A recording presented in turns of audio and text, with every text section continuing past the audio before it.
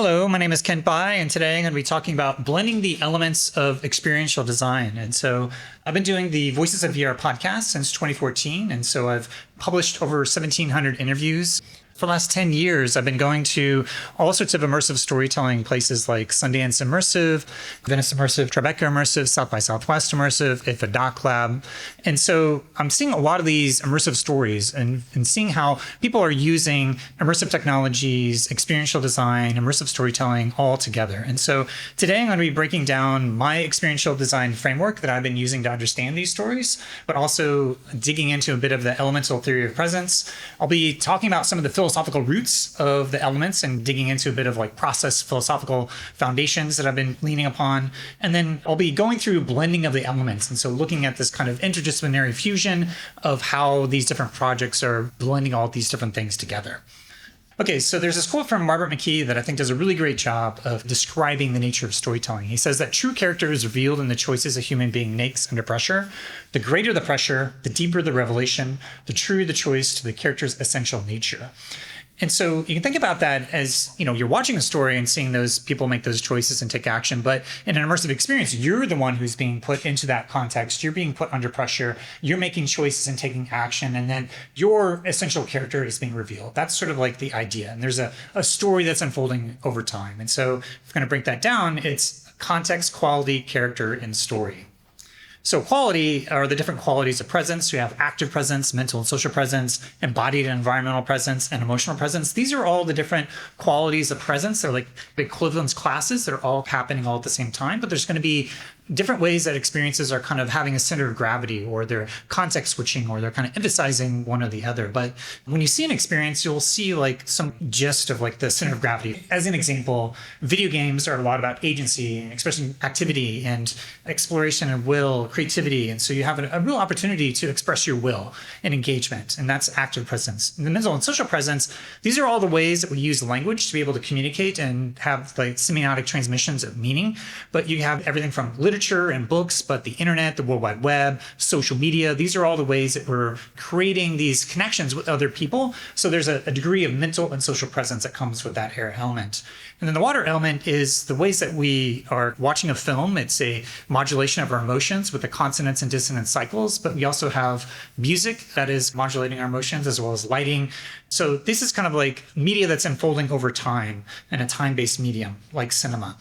And then finally, XR is bringing in things like architecture, theater, and dance. These are all the different spatial dimensions that we haven't had an opportunity to have like in a mass communication media. But now with XR, you're able to create these virtual representations of that, but also create a sense of embodiment. So this is the embodied and environmental presence, the way that you're actually putting your body into the experience and have a direct sensory experience.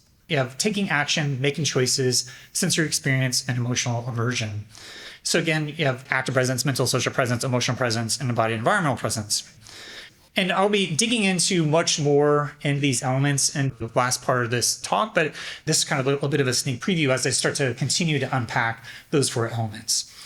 Now, the next equivalence class of this experiential design framework is context. And so there's all these different domains of human experience. And so you have yourself, your other, home, family. But whenever I ask people, what is the ultimate potential of virtual reality?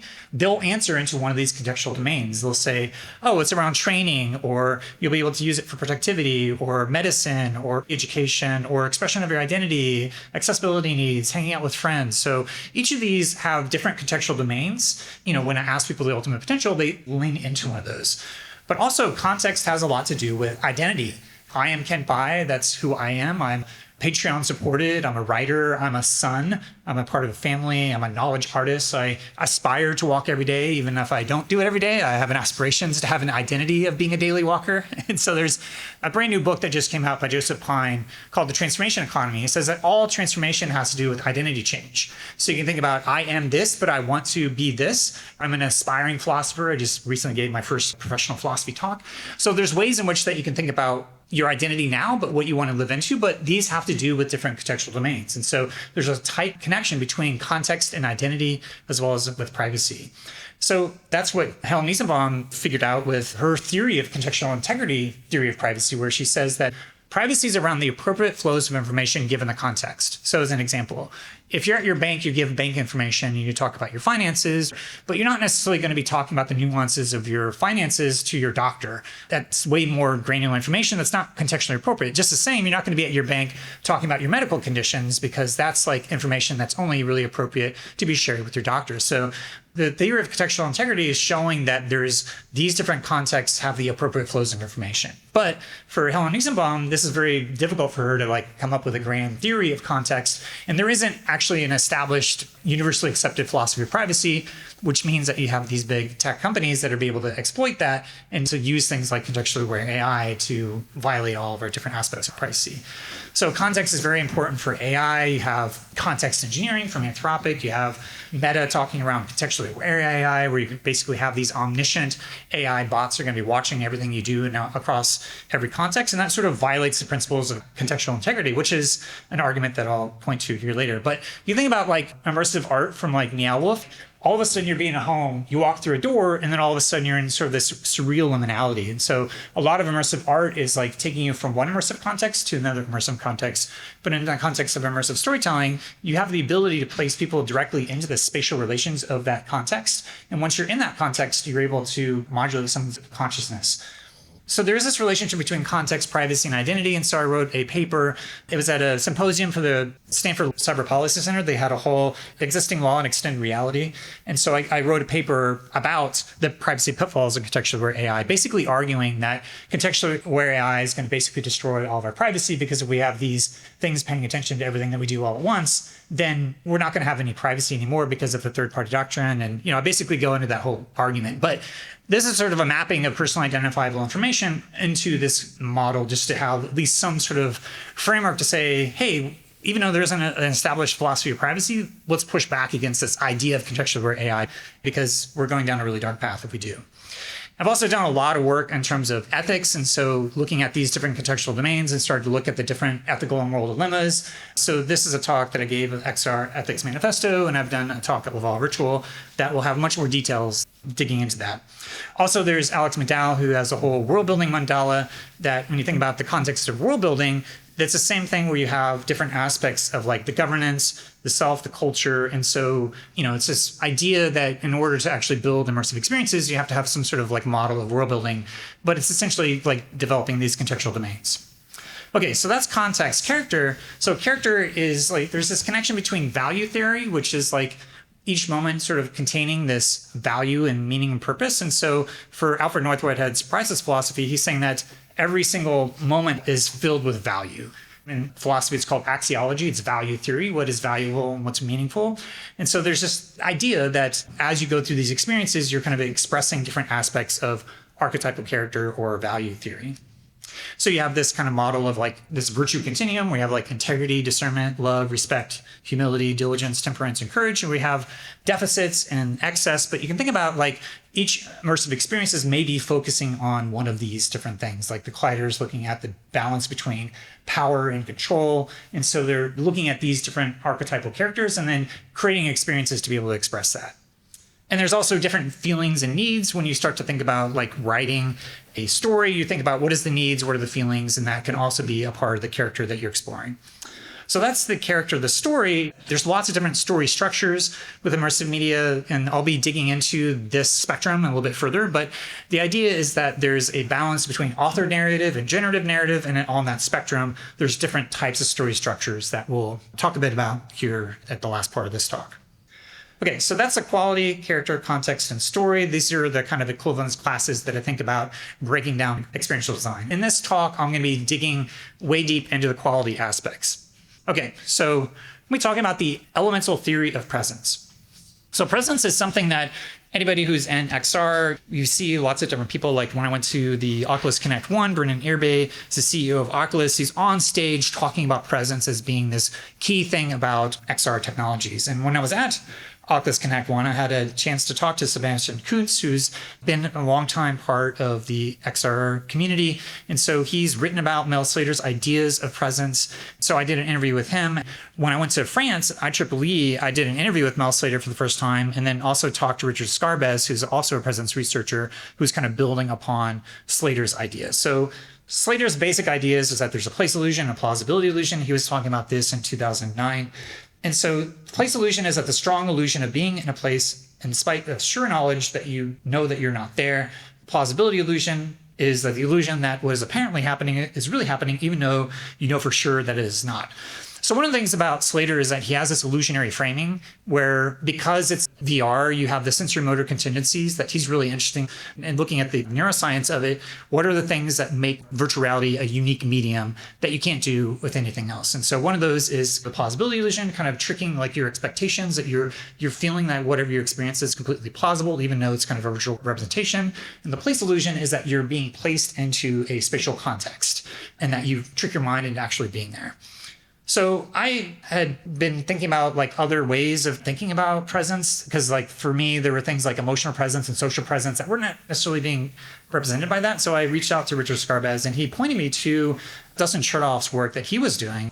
Once I saw Chertoff, that there was such a mapping between what I was doing and what he was doing, I started talking more publicly around this kind of elemental theory of presence in like February, March of 2017. And then so Chertoff, this is like predates me, and he was writing this before I even got into VR, and I didn't discover it until Skarbez told me about it. But he's essentially had the same idea that I'd had, which is that he saw that the existing presence theories were woefully inadequate. He was turning to experiential advertising, and then in experiential advertising, he was finding much more robust theories. And so part of his dissertation was to go through and review all the different components of presence and then start to categorize them. And for him, he came up with sensory, cognitive, affective, and relational.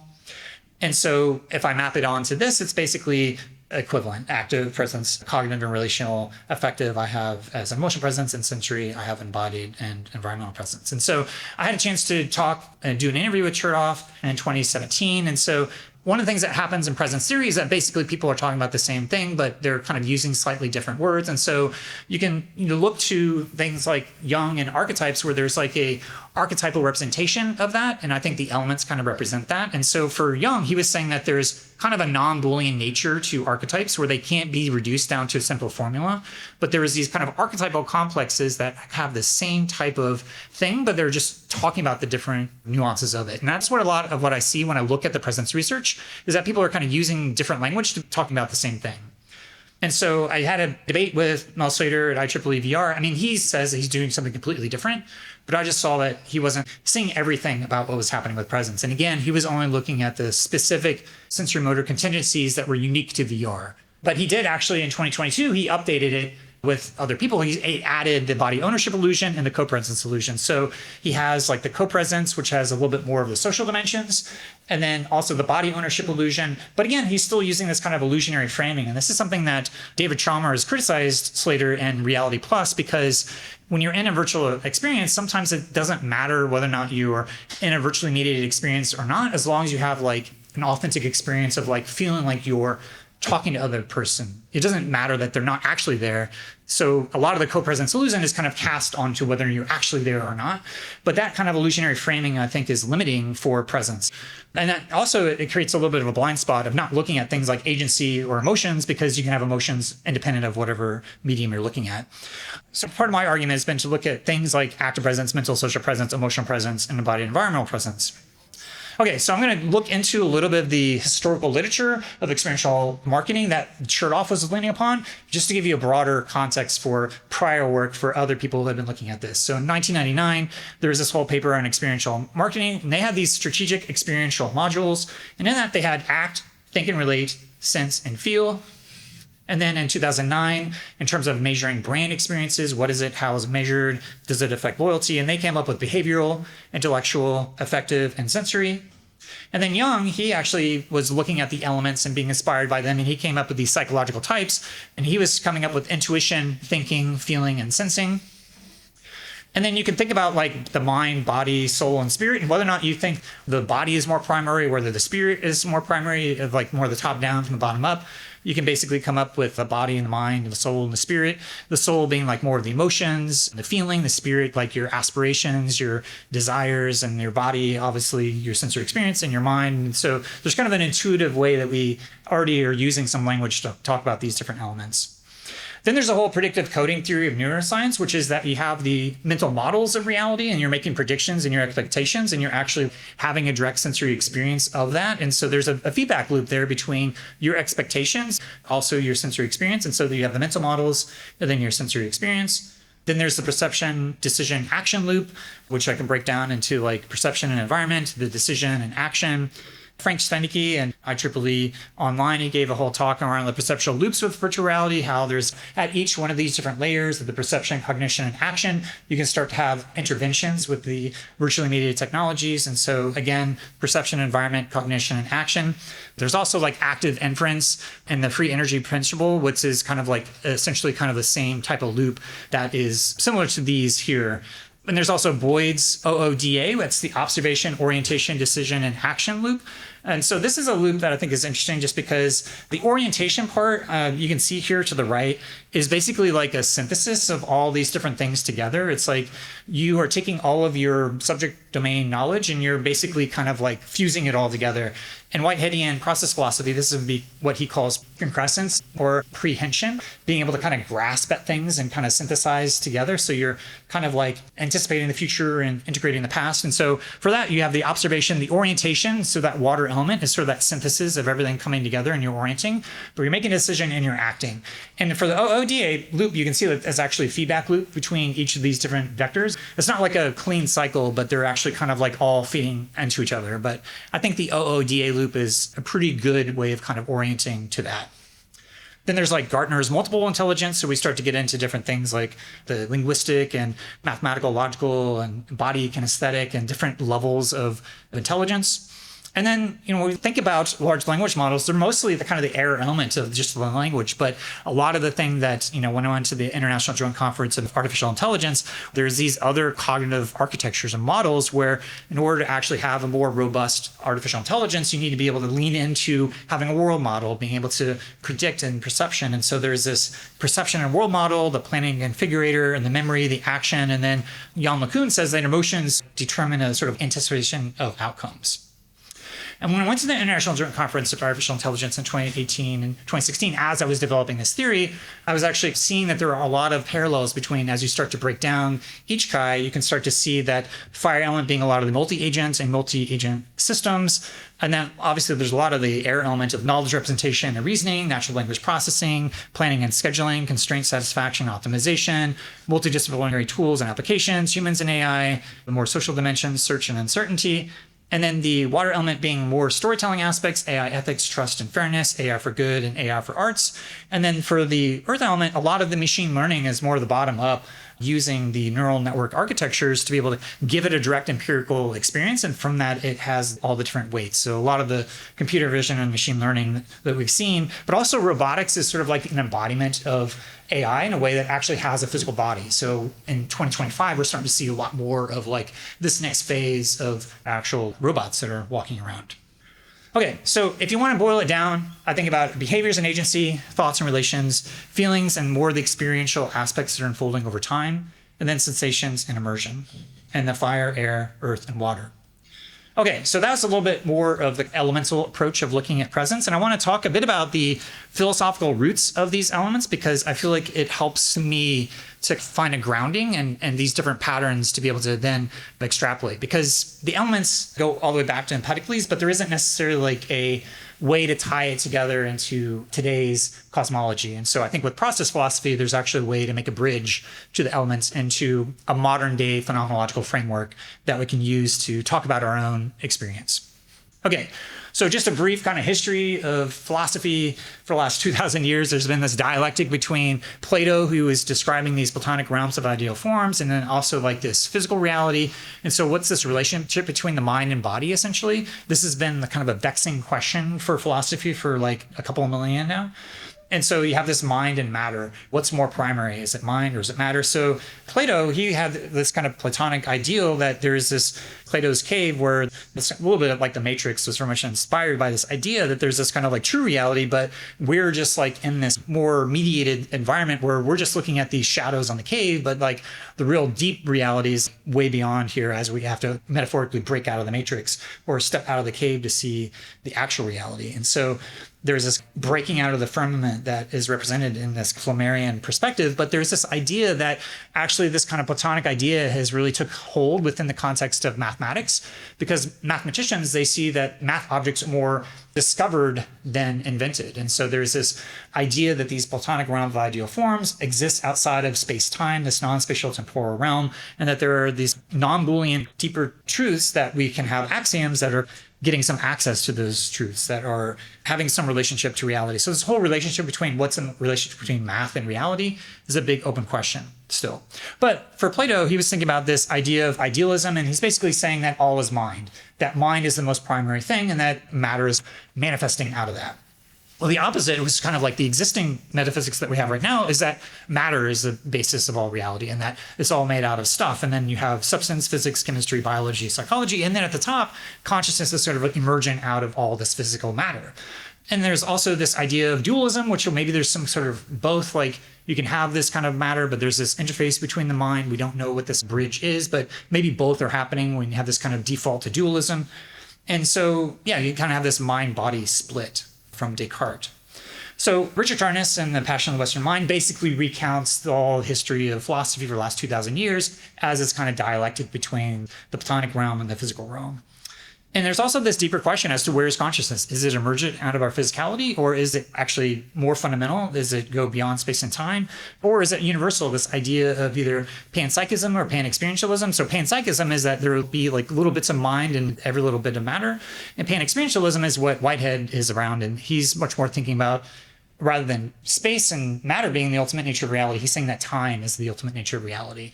And so with that, he's saying it's actually experience all the way down. The ultimate nature of reality is experience. So I'm a Whiteheadian pan-experientialist, so I see that it's experience all the way down. Because I think it kind of fits with what we're doing here with XR in a way that we're kind of needing a new philosophical paradigm.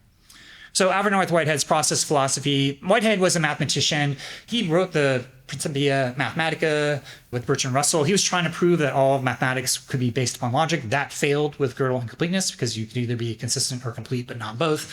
But for Whitehead, that kind of liberated him, according to what Matt Siegel has told me, and that he kind of went off and said, well, if logic isn't the basis of all reality, maybe there's deeper things of like feeling, emotion, and intuition that we need to start to prioritize. And then Bertrand Russell went off and basically started an analytic philosophy branch that tried to base all philosophy onto logic, which was already failed within Gödel, but he kind of was relentless of pushing that forward. And that's kind of the dominant branch of philosophy that we've had for the past like 100 years or so. So there's this paradigm shift from materialism to a process-relational philosophy. So we're moving from a substance ontology. And so for Whitehead, it's an event ontology. So in order to have an event ontology, he has to create all this language. And so it's like this nested set of processes and what he calls actual occasions. And actual occasions are these moments. So they're drops of experience where contrast is secured by pulses of emotion. And so experience all the way down for Whitehead. And so you can think about, like, we live in the context of the Big Bang, and that's an unfolding process at a cosmic scale, but we're on Earth, and that's also unfolding on a geologic scale. We're also human beings that are also unfolding in our lives. And so it's processes within processes within processes. And so we're moving from substance to process. And Andrew Davis has this amazing book that's going to be coming out later this year called Whitehead's Universe, A Prismatic Introduction to Whitehead. And we're moving from, and I love this because he could be writing this about XR, but this is basically like the process philosophical foundations. We're moving from nouns to verbs, things to happenings, discrete individuality to active relations, separateness and independence to relationality and interdependence, fixity and stability to innovation and novelty, surface level change to fundamental change, eternity to temporality, passivity and indifference to activity and participation, and then being to becoming. So we're moving from like these static concrete objects into a dynamic flux. It's like this Heraclitus idea that you can't step in the same river twice. That if all the nature of reality is time, then it's these unfolding processes and relationships are the fundamental building blocks of the nature of reality, rather than these Lego building blocks of stuff, materiality. Okay, so I've done like 5 different episodes on process philosophy that you can go look and listen a lot more to these scholars.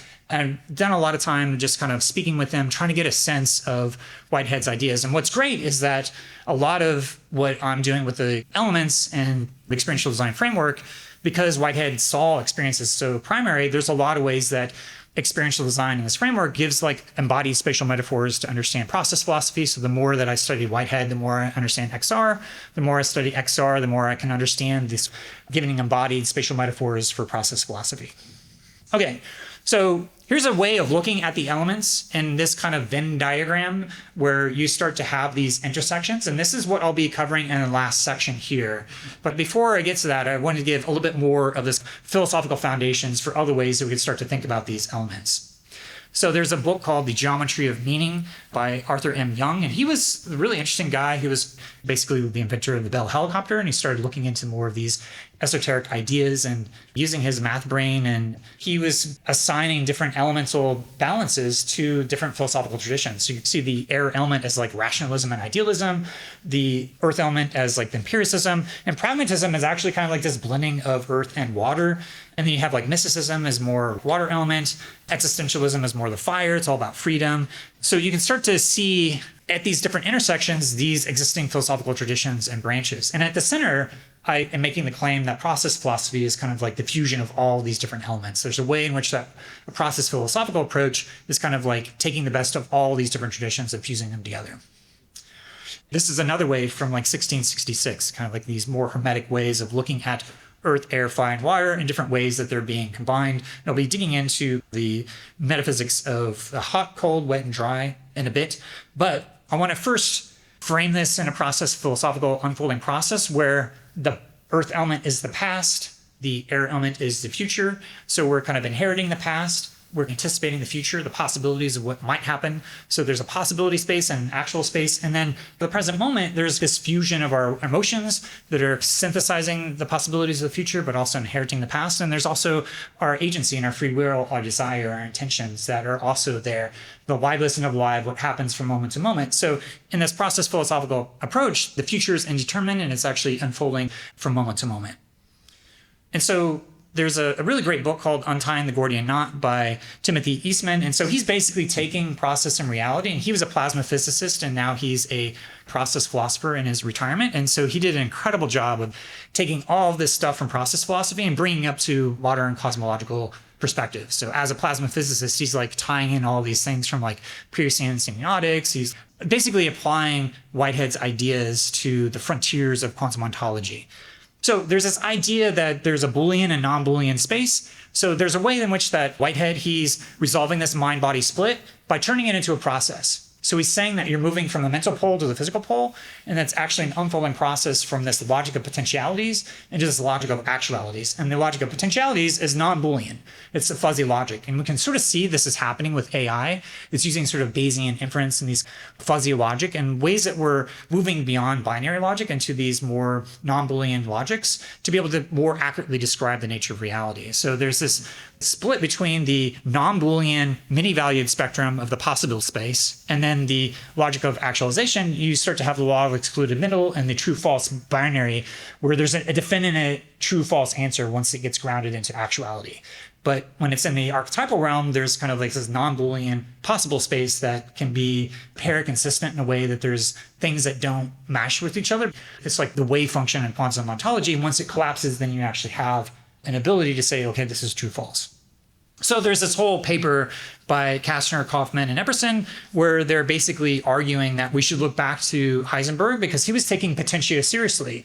So basically there's this idea of res extensia, res potentia. Res extensia is the extended reality, that's the matter. Res potentia is the possible space. And so they're saying that there's not a dualism of mutually exclusive substances in the classical Cartesian sense, and therefore does not inherit the infamous mind-body problem. Rather, res potentia and res extensia are understood as mutually implicative ontological extents. So basically they're saying that both the archetypal potentials and the actuals are both real. And in fact, you can't have one without the other. They mutually imply each other. So they're mutually implicative. So this is basically saying this potential space is just as real as the actual. So we think about like speculative future, science fiction, that creates a imagination of what's possible, and that gets ingressed into reality as an actuality. So these actualities and possibilities are both real from process philosophy perspective. And so that's why when we look at this kind of illusionary framing from Slater, No. It's like all this stuff is just as real. Well, I'm having a direct embodied experience. It may be mediated through this digital,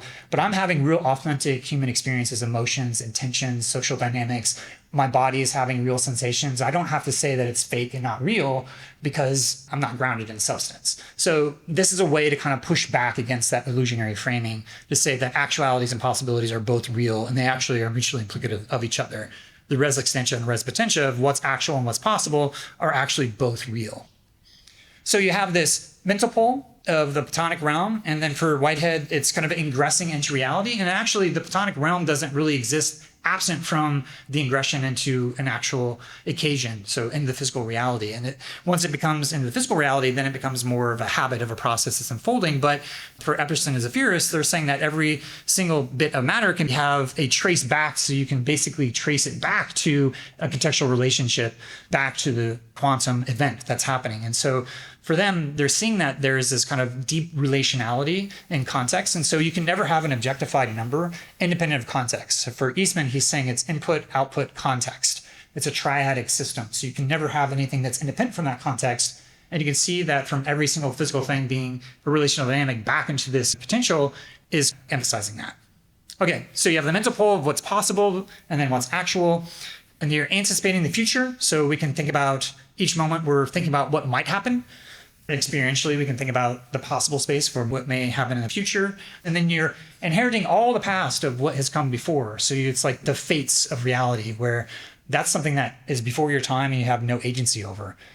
And then you have the creative lure and subjective aim. So it's your intention. And so for Whitehead, creativity is kind of like the base nature of reality. And for Whitehead, he has it kind of as a dipolar, like creativity and God for him are basically at the same level. He's this idea that the creative lure of our intentions or creativity is the ultimate nature of reality. And that why is there novelty when we see evolution is because we all have this desire to have something that's interesting and novel. We can look at the predictive coding theory of neuroscience, and whenever there's things that are novel, it gives us dopamine hits because it's trying to update our idea of what the nature of these models are. And so there's a way in which that the predictive theory of neuroscience is kind of emphasizing novelty as a key part of the nature of reality.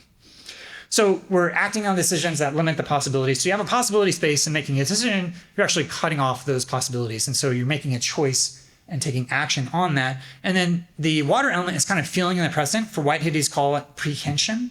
And prehension is kind of a grasping. And so you can think about grasping at the possible space and then what's coming in, and then also your intuition about what actions you want to take and trying to trace all the causal loops there. So there's contrasting cycles and pulses of emotion, synthesizing possibilities and integrating the past. So for Whitehead, emotions end up being a really crucial thing where everything is kind of centered on emotion. So much of reductive materialism is trying to deny our experience is even a thing. And then there's a lot that Whitehead was looking to these romantic poets that were trying to see the writing on the wall if we go down this kind of reductive materialism where we say that our own direct experience doesn't exist and it's just an illusion. He's pushing back against that, and he's trying to create a framework that centers our human experience as the most important thing.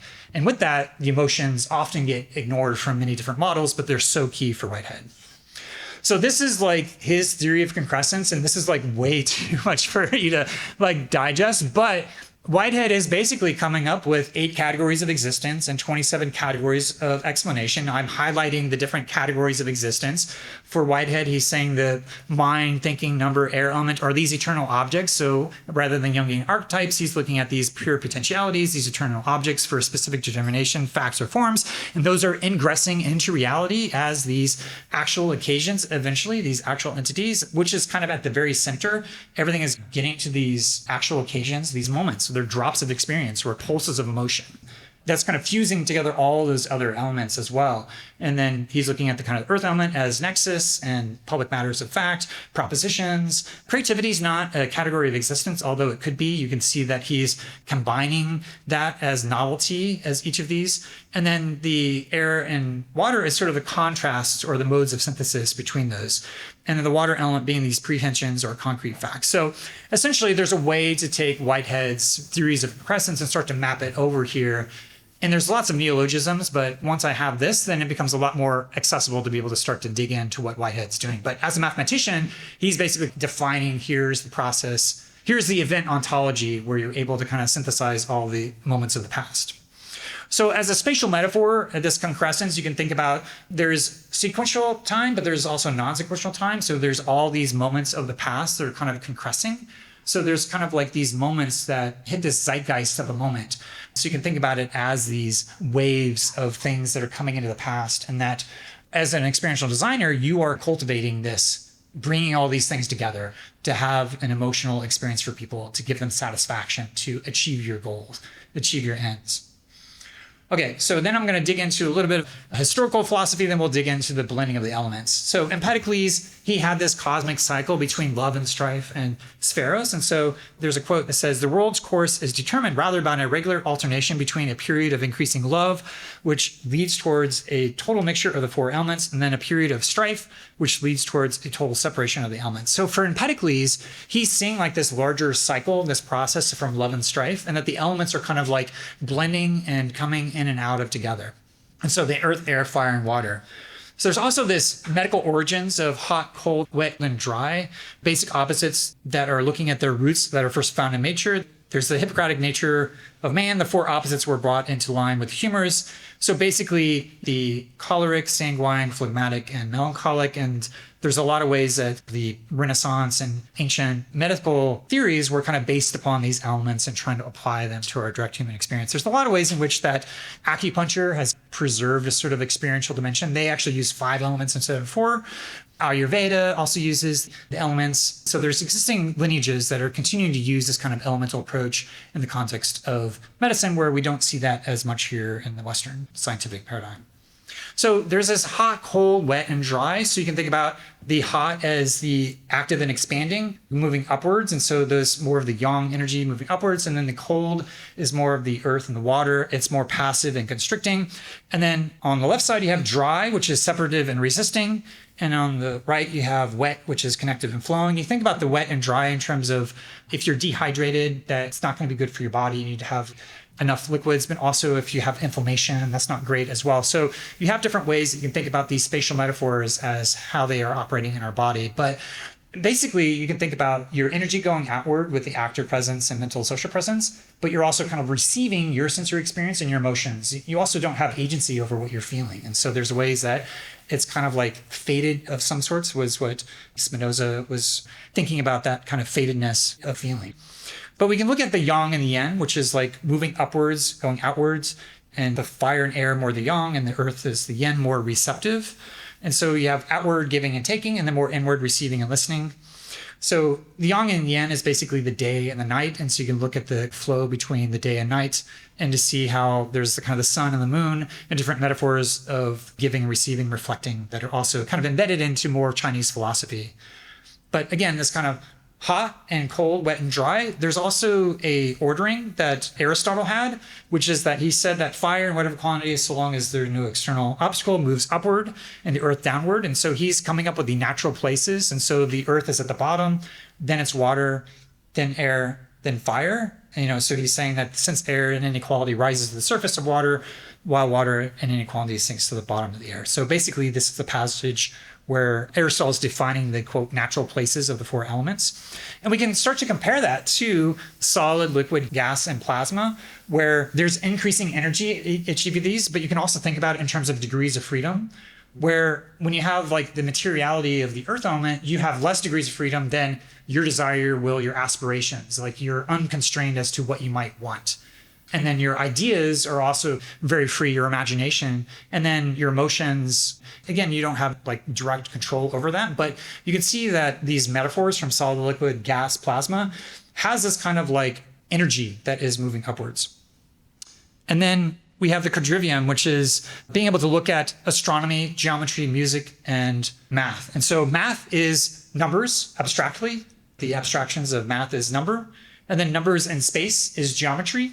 Numbers in time is music, and then numbers in space and time is astronomy. So this is a way that I'm applying what I see with the quadrivium and starting to say, okay, well, actually, the water element is numbers in time, earth as numbers in space, the abstractions of the mind is number abstractly, and then numbers in space and time is your dynamics.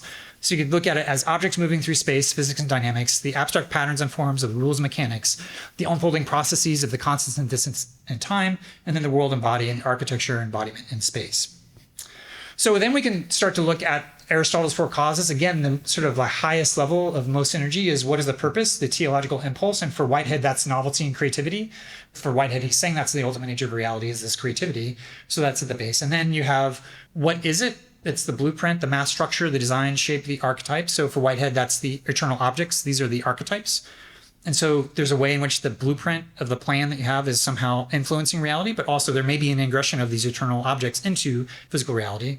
And then you have the efficient causes, which is basically looking at two things like smashing into each other, and you see a direct causal effect. So where does change come from? So these are the direct observable cause and effect. And for material cause from a substance metaphysics, you would say, well, what's it made out of? It's made out of wood. But for Whitehead, because it's an event ontology, it's time. So it's made out of time. So it's events, time, pulses of emotion, actual occasions, drops of experience, and value. So material cause is probably not the best term because we're in an event ontology, not a substance metaphysics, but you get a sense of how each of these are tied to these different causal aspects. And the final cause and formal cause are not really considered very much within Western science. I think it's making a comeback with folks like Michael Levin and others that are trying to go beyond reductive materialism into these new paradigms. And I think that final cause and formal cause are one of those.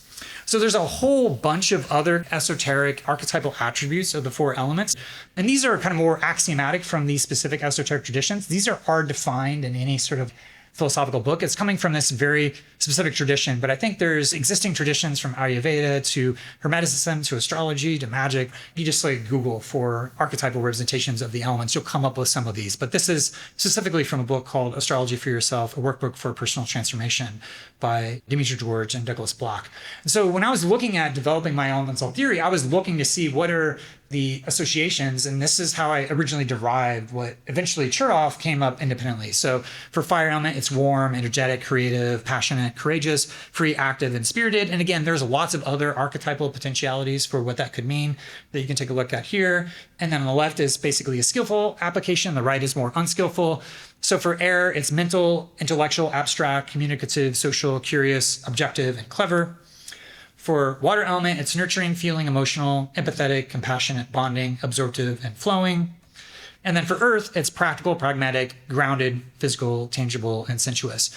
The great thing about the elements is that we all have our own embodied metaphors for what our experience with earth, air, water, and fire might be. And so it's literally endless with the different types of significations that you can start to come up with. But I feel like it's a really good grounding in terms of like coming up with a framework for phenomenology and talking about the human experience. And it's very robust as well. So again, the hot, cold, wet, and dry is kind of the ordering principle of all these elements. But ultimately, you can think about it as behaviors and agency, thoughts and relations, feelings and experiential, and sensations and immersion. Okay, the final section here, I'm going to be talking about examples of going on the immersive film festival circuit and seeing how I'm seeing at these intersections, how there's a blending of these elements and kind of an unpacking of some of these different experiences. So again, these are the elements, and I'm sort of deciding on the terms of interactivity and dynamics for fire, language and social for air, feelings and time for water, and then sensations and space for earth. But there's lots of different other significations that are archetypal that I can't necessarily list, but I'll be explicating it as I go through. So let's first look at interactivity and dynamics, the fire element. We have something like Job Simulator, which I think is kind of like a paradigmatic example of you going into an experience and making sure that every single object that are going to be interacted with, you can interact with it. So it's basically, I think, setting the stage for the extent to which what people are expecting when it comes to being able to engage with the affordances of all these objects and also combine them in all sorts of interesting ways. So this is kind of like a paradigmatic example of the fire element of this kind of game-like agency and interactions. So that's the interactivity and dynamics. And so I'm going to be sort of going around each of these. And so let's move to the language and social, the air element. So we have Horizon. This is an immersive theater piece that I saw at IFA Doc Lab in 2022. And so I was talking to a 15-year-old and I had to engage in a conversation where I had to tell them what their future was going to look like in 30 years. I was 45 years old at the time and they were 15. And so I was the age that they were going to be. And then they were asking me questions like, am I going to be able to live in Amsterdam? Is it going to be flooded with global warming? And I had to basically tell them a story that was like, well, I don't know, but it'll all work out for you. But I was confronted with this experience of having to have this amount of speculative imagination of these social dynamics and be able to have a conversation with them. That's all it was a conversation. There's no technology. So this is kind of like the extent of the speculative imagination and social dynamics, the types of things that you're starting to see with kind of a pure air element expression. So that was the language and social for the air element. And then we're going to move into the feelings and time of the water element. So you think about 360 video and Traveling While Black, where I was able to be transported into a series of different conversations and moments that, had I been there in a space with all people of color, the conversation might have changed. I felt like I was able to sort of become a ghost and bear witness to a story. But this kind of cinematic VR, I don't have any agency. I'm a ghost essentially, but I'm watching all the different ideas from film, the film tradition, being able to cut up and be able to tell stories in a very specific way. So that's the feelings and time for the water element. Now we look at the sensations and space for the earth element. So I think of Meow Wolf as like a paradigmatic example of this, where this is an immersive art installation that is really the extent of world building and immersive art, where you're being transported into another world. And it's a lot of a spatial experience where you're walking around from context to context, and it's basically redesigning a bowling alley to make you feel like you're being transported into another realm. It's really quite incredible if you haven't seen it, but it really gets to the sense of like this deep sensory immersion of being immersed within a context, a spatial context. So that's the sensations in space. Now let's start to look at the combination between the fire and air. That's the interactivity and dynamics with the language and social. So Dungeons and Dragons is a great example of this, where you're basically using your imagination. And again, if you see the circle, you can see a center of gravity of the air element of your imagination is centered. It's centered of being able to express your depths of your imagination. There's also social dynamics that are happening, but it's basically a lot of agency and improv and these kind of rules that are also happening that are creating some boundedness. But it's like the extent of no friction. Like there's nothing stopping you from doing anything you want because it's just your imagination. And the only thing that's stopping you is the rules, but then you have the dungeon master who's basically have the ability to use discretion as to whether or not you can break the rules or not. But it's all around like the ability to kind of like have a good story. So that's the interactivity and dynamics of the fire and the air. Now we have the air with water, the language and social with feelings and time. So this is a piece called Borderline Visible. The center of gravity it's a collective reading experience, but it's a time-based experience of the book. He created a hour-long reading of the book where you have the book and he's telling you to turn to different pages. And so as a group, you're collectively reading it together. So you're using your mind to read the language, but it as the time dimension because it creates a experiential part where you're all doing it together in a social dynamic. So it's like a group collective reading experience that was at IFA Doc Lab. So the combination of the air and the water. So another is Cosm. So this is like coming from the cinematic tradition of being in a big, huge dome, but they call it shared reality, which is basically a shared experience. The way that they've architected the seats is in a U shape. So it's all around you connecting to other people and having a shared social experience, whether you're watching a film, The Matrix, or whether you're watching a live sporting event. But it's the deepest context is like the cinematic tradition, the time element of the water, but you're having this kind of shared social reality. Okay, so that's the air and water of the language and social with the feelings and time.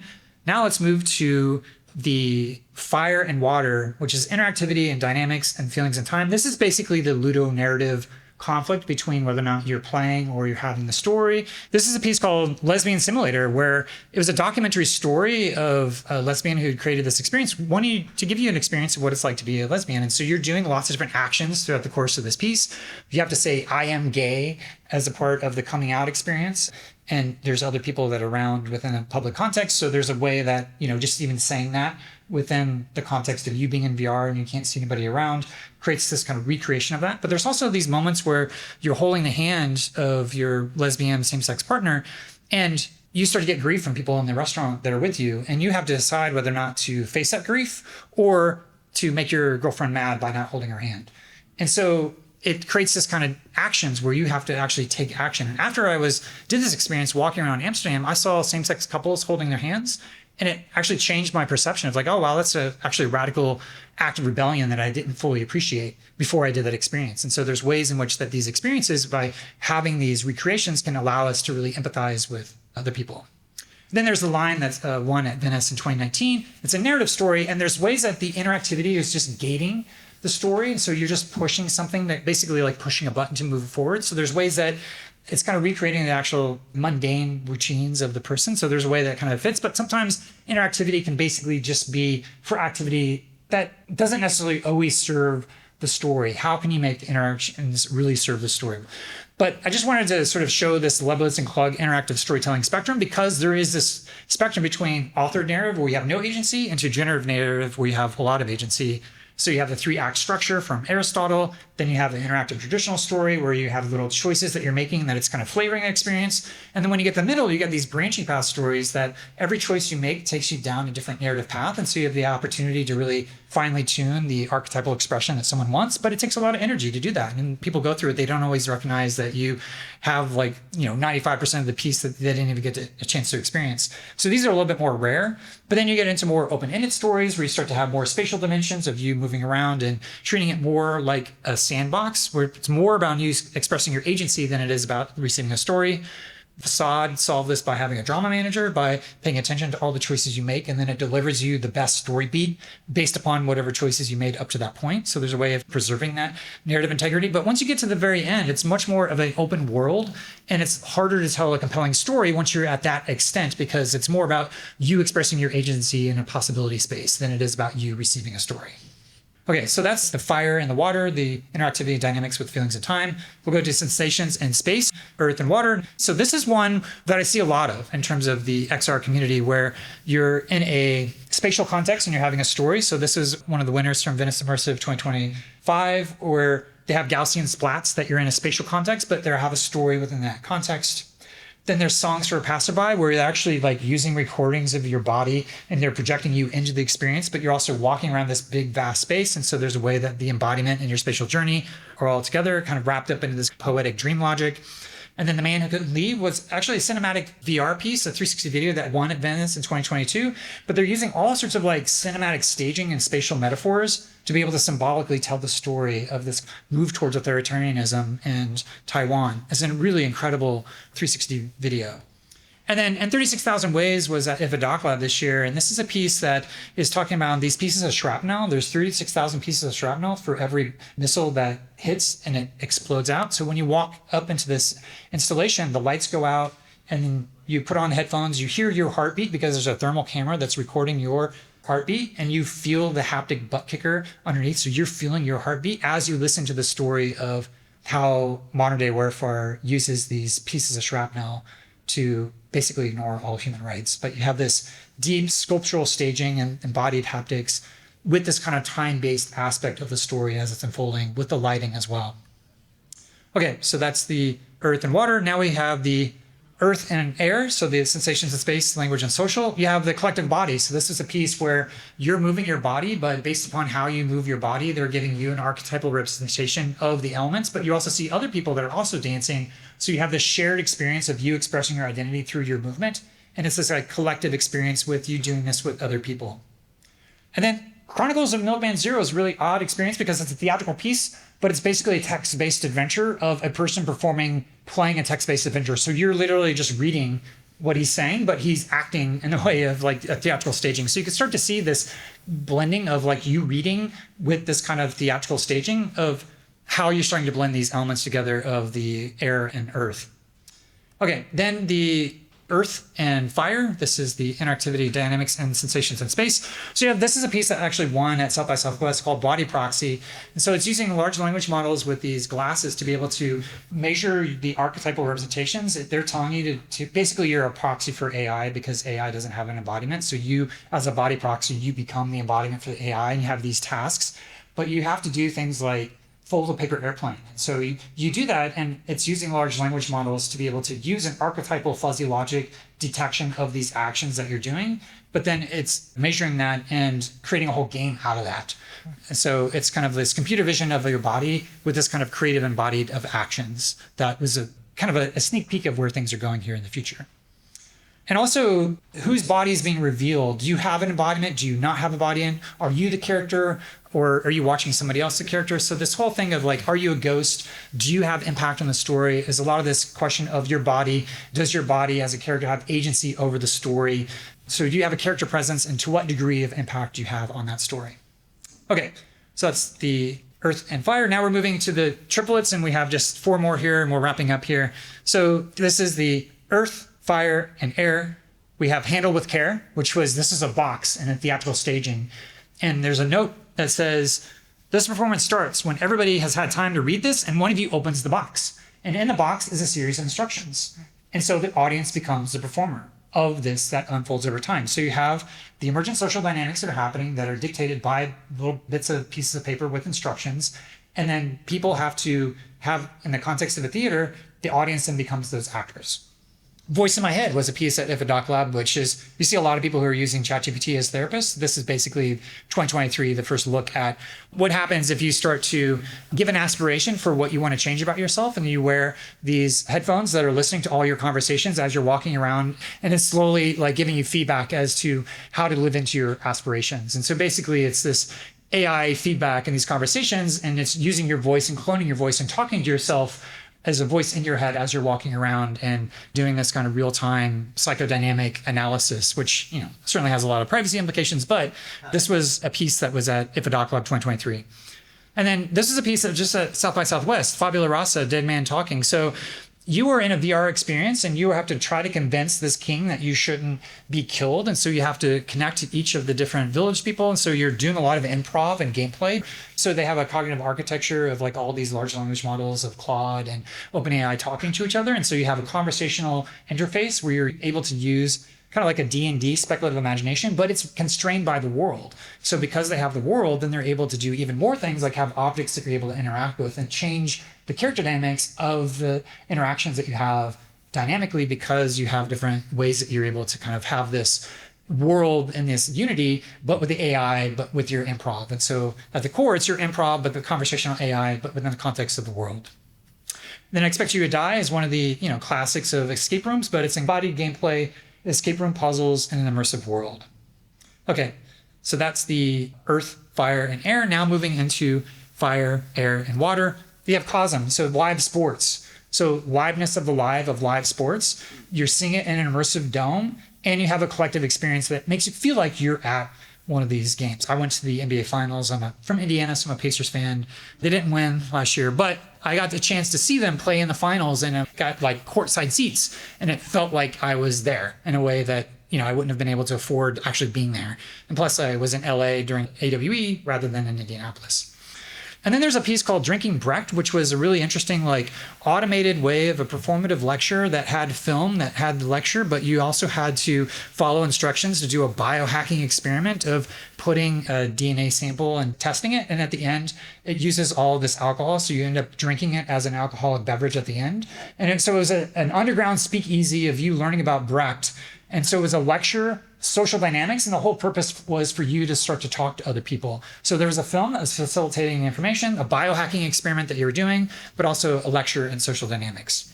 Okay, so that's the fire, air, and water. Here we have earth, fire, and water. We have D-Day, the Camera Soldier on the Apple Vision Pro, a really amazing immersive documentary that takes you on a spatial journey of D-Day. It's telling a story and has light interactions, but it goes way beyond a simple 360 video and actually putting your body into the experience. It's really powerful. And then Organism by Dr. Morrow and VR Chat. It's a really epic world-building experience with lots of exploration, surreal dream logic, really amazing experience. So that's the earth, fire, and water. And then 2 more. We have earth, air, and water. This is Blur. So Blur it's a mixed reality experience where you're going into mixed reality theater. You're having a lot of expectations. They're kind of modulating the space in a way that goes beyond. It's like a magic show, but they're also kind of like putting you into this kind of like surreal dream logic. And they have live immersive theater actors that are there as well. Okay. And then the final one is all the elements coming together. You can start to think about things like Half-Life Alyx and like, why is Half-Life Alyx so good? Well, it's a game, it has world building embodiment, it has a story, it has puzzles. It's basically a very full and rich experience. You can start to look at each of the different kind of levels and how there's different balances of like, they'll context switch between whether it's more about the interaction, more about gaming. And yeah, it's just a really amazing kind of overall experience of the center of gravity that is really one of the more balanced immersive experiences that are out there and kind of renowned as the best VR game that's ever been created. There's also the collider, which is you exploring the boundaries between power and control. And then you're asked to think of a memory of when you had power over someone or someone had power over you. And then you start to play out these embodied metaphors of puppeteering and controlling of the person. And so you're kind of projecting your memories onto this experience, having these interactions with social dynamics, with these embodied metaphors that are all playing out at the same time. And finally, Beat Saber, we all know and love this game, has this deep kind of visceral music and this sense of time. You're having an embodied experience, and you have this mental predictions of like the puzzle of how to move your body to basically solve the spatial puzzle that's happening. And so again, one of the most popular successful games, when you start to look at elemental balance, it ends up being really quite balanced. So that's a kind of an overview of all the different elements and blending of the elements of like a framework to start to see how you can start to have this interdisciplinary fusion between all these different disciplines. And so, yeah, I talked about my design framework from experiential design, elements of theory presence, some philosophical roots for the elements, and then the blending of elements. And yeah, if you want a copy, send an email to me at kent@kentby.com. I'll send you the slides if you want to take a look, and I'll probably be posting this on my podcast as well. So awesome. So thank you.